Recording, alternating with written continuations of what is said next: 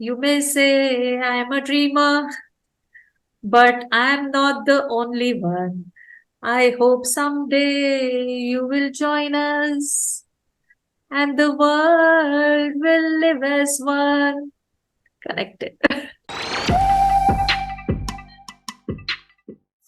2011 census के हिसाब से India has over 2 crore 68 lakh personas who are disabled, ranging across movement, vision, hearing, and multiple disabilities. This means that disability inclusion is not just a legal requirement, it is also our ethical responsibility. Today, we have an inspiring social entrepreneur as our guest who is on a mission to make India corporates disabled friendly and truly inclusive. Meet Prarthana Prateek Kaul, co-founder of GiftAbled, an award-winning social enterprise supporting livelihood of thousands of people with disability and the underprivileged across India through supply chain diversity. Pratna is a cause marketer, motivational trainer, and influencer, and has been a consultant in the space of disability inclusion to many MNCs like Accenture, Cisco, JP Morgan, Microsoft, Intel. The list is long. I'm just naming a few. So, welcome, Pratna, to our Thank realE show. Anupam and I are very excited to have you. I think we'll start a little bit with your backstory. If you can provide us with a brief overview of what GiftAbled is, what's your mission, and what inspired you to co-found this organization.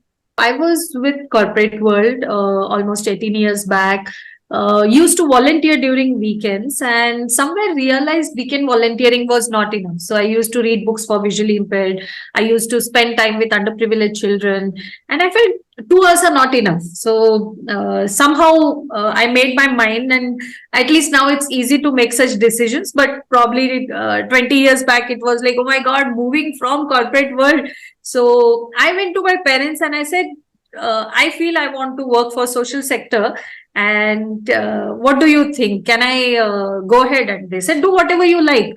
And that probably helped me the support. I joined an organization called I Volunteer, working with a lot of volunteers. So at one end, I used to work with volunteers. At other end, I used to work with different NGOs.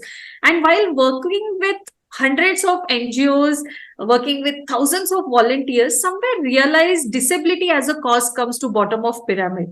Now, as simple as I remember when I learned sign language almost 15 years back, I used to be super excited meeting any deaf, and I used to be like, hey, hi, my name is Prarthana, Prarthana. Immediate response.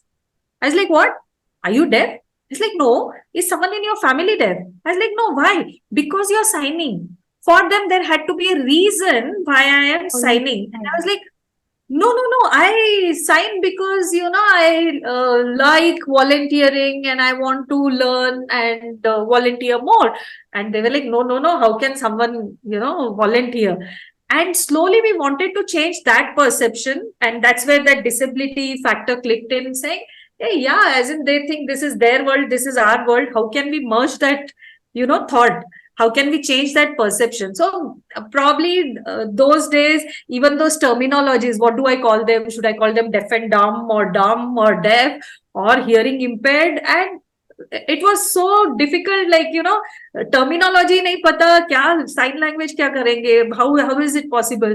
And slowly we started spreading awareness about right terminologies, learning sign language. We used to go to malls, hospitals, government bodies, just spreading awareness about volunteering, sign language. And I still remember one day one volunteer actually wrote on her social media saying, hey, you know what, I attended this sign language workshop and I go to MG Road Metro, I see a pottery artist teaching nice pots, and I have spoken about him. So she goes there and she's like, oh my God, he's deaf, I want to tell my name. So she goes there and says, hi, my name is Alekya.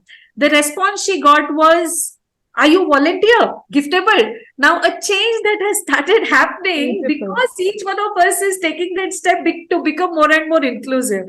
And probably that's what is needed. Leave aside the job, the education part of it, the basic awareness is missing. What gift to give? What are those basic small little things? How do I support a person who is visually impaired?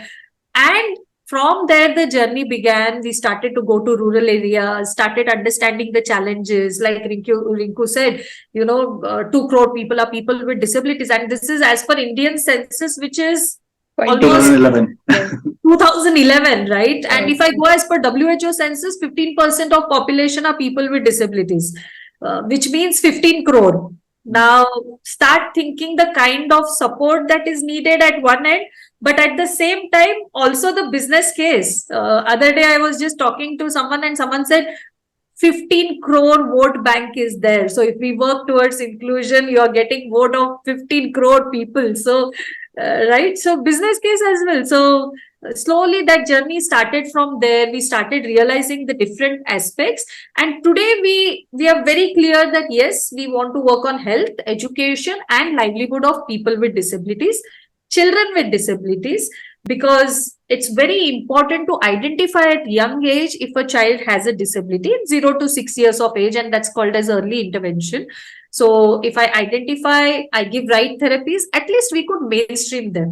And so right from early intervention to early education to livelihood, health, all of it, we have been doing, and currently we have presence in different states, inclusive of aspirational districts. So we are in bottom 5 districts of UP. We are now present in Balrampur, Shravasti, Siddharthnagar, Bairuj. So yeah, right from Karnataka, Telangana, Maharashtra, Solapur to Delhi to Kolkata to West Bengal to UP. So feels good. During this journey, we realized what are the gap areas as well. So yeah. Right. Certainly. So Prarthana, a little education for us and our readers. When we talk about disability inclusion, there is a broad range of spectrum of disabilities, from physical to cognitive and to invisible, and a range of spectrum on how corporates and societies at large can address the needs of individuals across the spectrum. So can you help us understand the problem and the solution spectrum? So problem you will see is less than 1% of population are meaningfully employed. Reasons are many. Our education system is such that 50% of children get dropped out in high school. And this is not just in India, but across the globe. In India, the numbers will be even more higher. Almost 70% of population, the children don't study after high school. Now, when I don't have that many graduates, if I don't have that many postgraduates, it's challenging for corporates as well. Corporates want to do their bit, but then from where will I find this talent pool? Right? This is the challenge. 70% of our population is in rural area.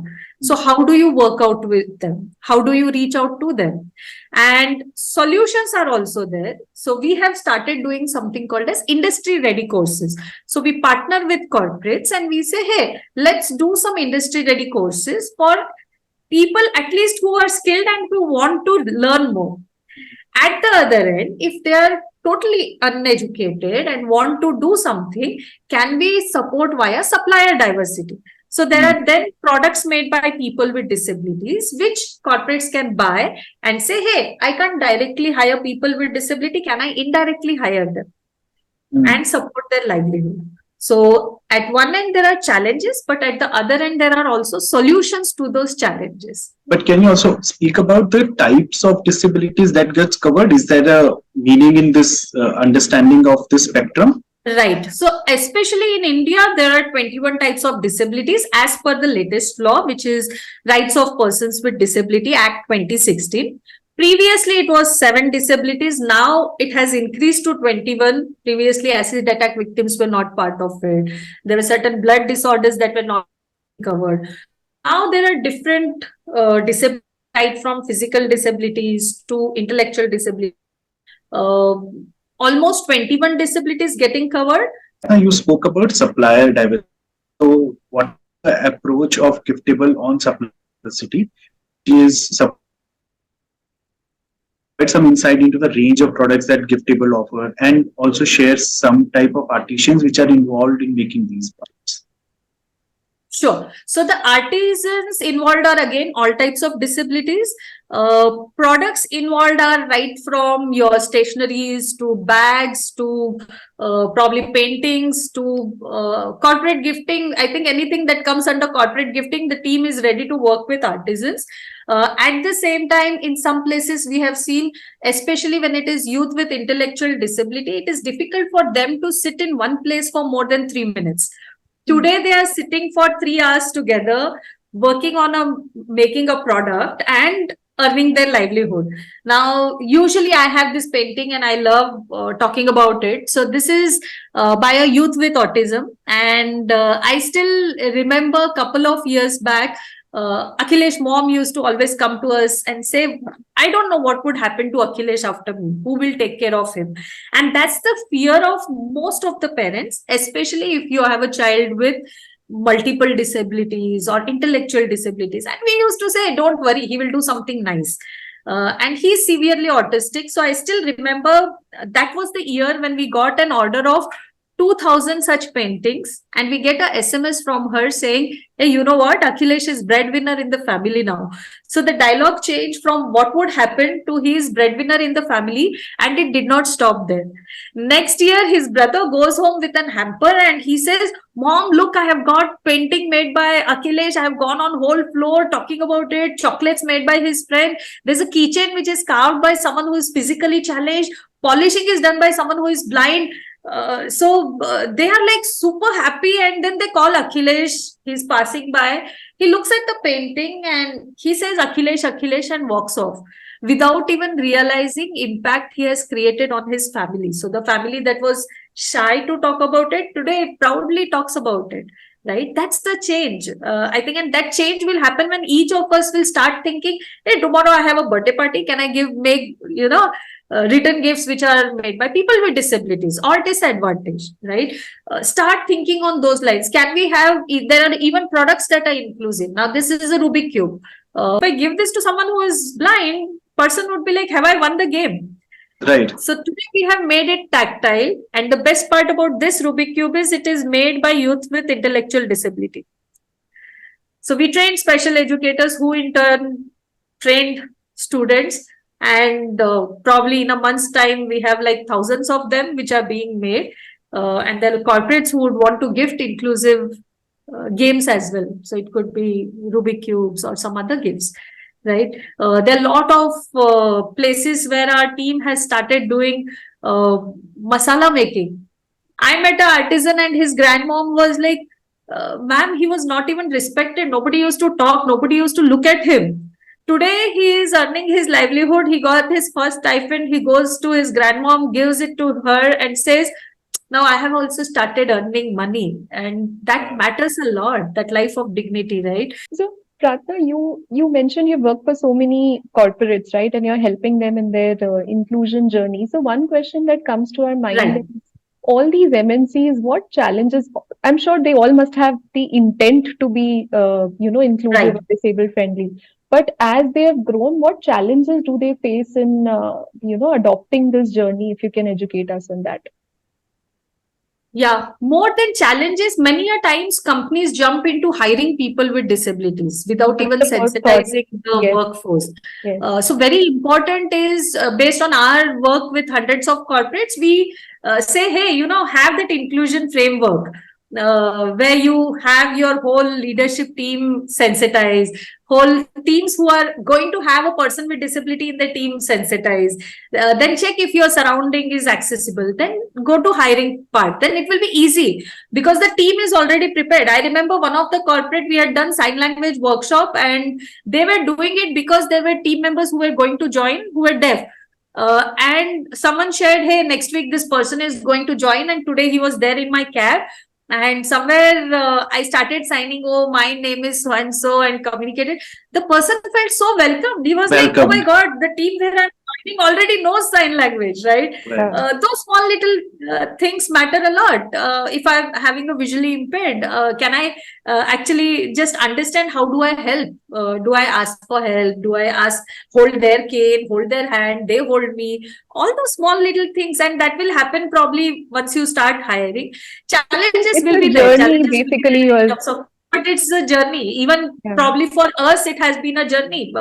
We have worked with people with almost all disabilities, and we realize there are challenges, but somewhere we have overcome. We ourselves have learned a lot over years. Can I be patient?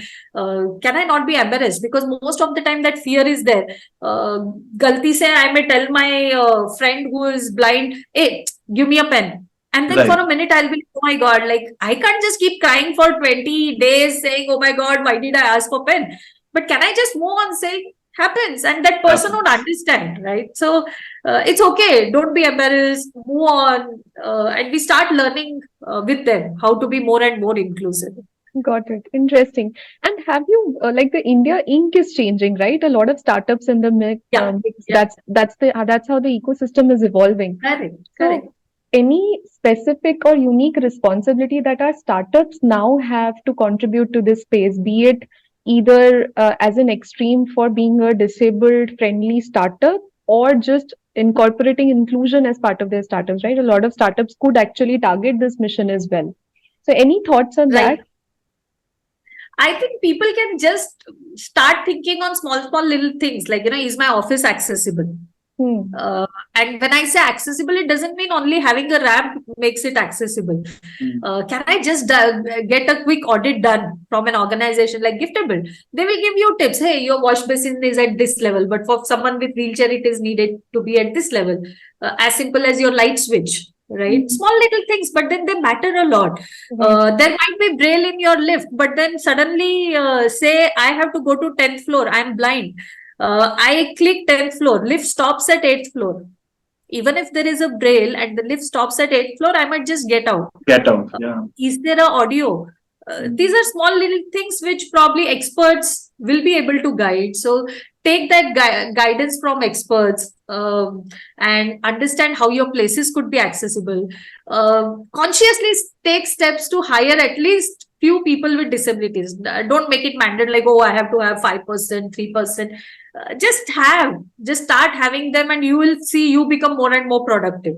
Examples what you're sharing are actually very small things which will not cost much of either the money or the effort. For example, making a switchboard at an accessible height is hardly probably half an hour to 1 hour job. One has to get it done. Yeah. Similarly, installing an audio in a lift is a very small thing that can be done. Right? So a small step, and it is, I think, pure lack of awareness, and that's sensitivity. What you are talking about, and especially what Rinku is saying is very apt, is at an early age. If we all are sensitized when probably we are at school or early days in college, it will really help. Right. And you are doing a wonderful job there. So since you have already spoken about a couple of examples, Prarthana, where you have transformed the life of individuals, but can you share in particular any heartwarming or inspiring story of someone whose livelihood was significantly impacted by GiftAbled? I remember meeting one deaf woman, and I was like, looking very weak. What happened? And she was like, I was carrying 9th month, water burst. I had to rush to hospital, but I was not aware about pregnancy process. I bore the pain. Next day, I go to hospital. Baby born is dead baby. Now, these are the scenarios that happen every other day. I met someone on wheelchair, very bubbly character, and I was like, oh my God, you're so enthused. Ma'am, I was a Bharatnatyam dancer. I was like, I can make out you're so expressive. And she's like, I went in balcony to put some cloth or something, and I fell down. I had spinal cord injury. And today my dad carries me everywhere. I said there might be some rehab center, and these were the initial days of GiftAbled. And she said, ma'am, my dad carries me everywhere because I need support, and there is no rehab center which is residential for women across Karnataka or India who can support us. So I will need support. She started sending me positive messages almost every day. We stayed connected. She was earning her livelihood. And one day her messages stopped coming. And so I contacted the organization where I met, and they said, we lost her because of her health. Now, that is when we feel like, focus on health, education, livelihood is very important. I remember one of Gynec being part of our disability sensitization workshop, and she said, can you tell all the deaf that I am there for them if they need any support? And we said, let's do one session for all the deaf on women health. And you won't believe, like usually when you call all women deaf, say, hey, there's some awareness session, come. For that session, usually there are people who turn up at 10 to 15. In a smaller room, we had 55 women, deaf women, come from across Bangalore saying, I want to talk to gynec. I want to understand my thighs pain, my hands pain. I have this problem, that problem. I've never spoken to anyone. That's the requirement. Just and possibly needed that's that when opportunity, you start right? feeling like, yeah, so much of opportunities. Like in other countries, it is like doctor's responsibility to have an interpreter. But in our country, for lakhs together of deaf, there are hardly hundreds of certified interpreters. I have learned sign language, but I'm not a certified interpreter. Probably I learned it because I wanted to be more inclusive or just be there for someone who might need me. Right. But start thinking about the requirement that is there. I think I'm lost of words. I don't know how to even continue. But anyway, I'll gather the courage and ask. So Prarthana, help me understand that while doing all this, and it seems like a mammoth task that you have taken on. And so, what are the significant challenges, if you can list for us, that you actually faced and are continuously facing while navigating this world of social entrepreneurship? And any lessons if you have for the listeners too. Yeah, then I think this will keep on going. So many learnings. But yeah, probably learning for me has been learning, or probably learning has been all throughout, I would say. Started learning a new language, started understanding what they go through. But probably challenge, I would say, is finding a right resource. You want to do a lot of work across the country, but finding a right passionate resource is not that easy. Where are passionate people who would want to come and want to do something on ground? You'll find very minimal. So one is resources. Thankfully, whoever is there as part of our resource team has been quite passionate and wanting to bring in the change. Secondly, I think learning wise, many a times, we start thinking about what is disability itself. And it's like an ongoing journey. And one day I remember we all team members were sitting and we were like, what is disability? And suddenly our co-founder Prateek passes by and he's like, it's just two things: closed mindset and inaccessible environment. And he goes off. And we all were like, that was deep indeed. What was that? And we gave it a thought. It was so deep. Closed mindset. Correct. Which means, can I open my mindset, spread awareness so much so that people take step to become inclusive? Inaccessible environment. Can I make my environment accessible? I think if we work on these two, Anupam, probably you will not even require an organization like GiftAbled. Everyone just needs to understand technology is helping people with disabilities perform at par. There are people whose neck down, none of the body parts are working. Even then, they are using technology and working. Our readers would be, interested in knowing in our own ways. While few of the ways you spoke about, right? We could all volunteer. Yeah. We could take these steps as, probably volunteering for time for caregivers so that they get some breathing space. Any other tips or any other practical steps you would recommend for individuals so that we start opening up our own minds towards this journey? Just keep open mind. Keep open mind, relax. It's nothing difficult or rocket science. Just start volunteering. Become a mentor. During pandemic, we had almost 3,000 volunteers sign up. And they will it actually takes a pandemic to convert people to volunteers. So it actually took, because we had 3,000 volunteers across the globe and we were like, what do we do? We didn't want to miss volunteers doing good work. So we said, what are you going to do? And then we said, we have a lot of opportunities. Today, we have a digital library which has thousands of storybooks which are recorded by them, which is not just used by visually impaired across the globe, but which is also used by children who do not have access to bedtime stories. And many people started learning sign language. Learn just the basics. So tomorrow, if you meet someone, at least you are saying, hey, hi, my name is so-and-so. Hi, how are you? Are you good? Are you fine? How are you doing? And that's what is needed to be, to change that dialogue from are you deaf to are you volunteer? Right? Many times corporates do have something called as giving hours. Volunteer actively in your corporates as well. There's something called as many times you volunteer, but there's also called something called as clocking hours. Many corporates do that, and Diwali is coming. People want to gift. Start buying gifts that are made by people with disabilities or disadvantaged, right? Go to giftable.com. You have a lot of gifts there. Sure. Go to giftable.org. You have a lot of volunteering opportunities there. Understood. So on that note, Actually, a Prarthana, very relevant one. Now we know where to get our Diwali gifts from. yeah. So Prarthana, on that note, since you were talking about, learn sign language, Right. for our audience, can you give us a brief, 1 minute crash course on learning sign language? But today I will just introduce you to sign language. Different countries have different sign language. In India, this is sign for India.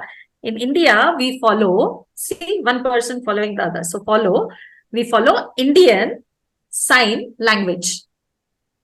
Okay. So greetings, this is good. Okay. And this is morning, sun is rising. So good morning, good afternoon, and your face expression has to be like, see, sign language has its benefit. We become more and more expressive. Right. So good morning, Good morning. good afternoon, sun is on top. Afternoon. Good evening, sun is setting. And good night, sun has gone down. Such easy the language is, right? And this is thank you from bottom of your chin. Thank you. Okay. And how do you say my name is? So this is my, and name. So once you learn alphabet, probably you need not learn immediately, but I'll show A to Z so that next time you can see the video and practice. A. So very important is emotions, expressions, and your lip movement.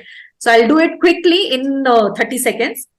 A, B, C, D, E. So this is like A, E, I, O, U. So E, F, G. Lip movement is important because this is also government. So if I go and say, the person would be like G, government. So G, H, I, J, K, L, M, N, O, P, Q, R, V, W, totally clap for yourself.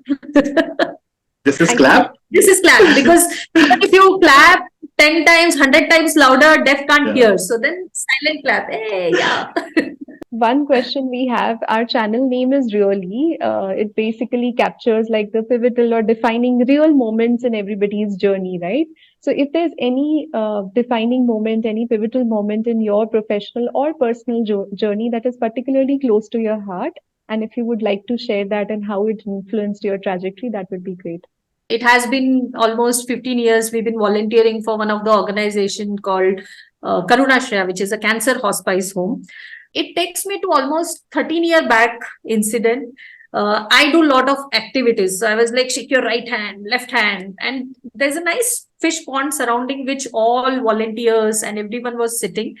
And I still remember, I said, shake your right hand, left hand, scream 1, 2, 3, 4, 5, 6, 7, 8. So Dev said, we can't scream, but we will, shake. People on wheelchairs said, we will scream. So I said, jisko jo banta hai, do whatever you want. And I still remember one person on the stretcher trying to do whatever possible, raises his hand and says, I want to sing a song in Kannada. So we said, yeah, why not? So one volunteer went with the mic and he sang the whole song with feeble voice, and we realized he had throat cancer.